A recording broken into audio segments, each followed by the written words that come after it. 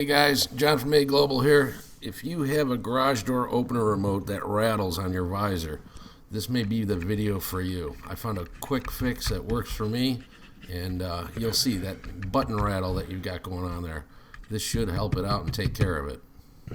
So you may have a LiftMaster, mine's a Chamberlain or something like that, but these are the tools you're going to need. Basically a screwdriver, some electrical tape, and some scissors.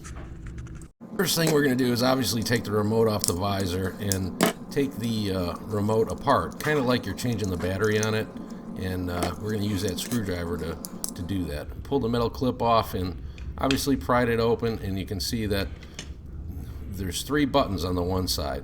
That's the side that we're going to place some electrical tape on, and there's a rattle on that side from those buttons. So we're just going to cut it down to where it covers up just the button. You don't want it to go outside of the remote. It's got to stay inside that remote, and I'm going to just layer it twice.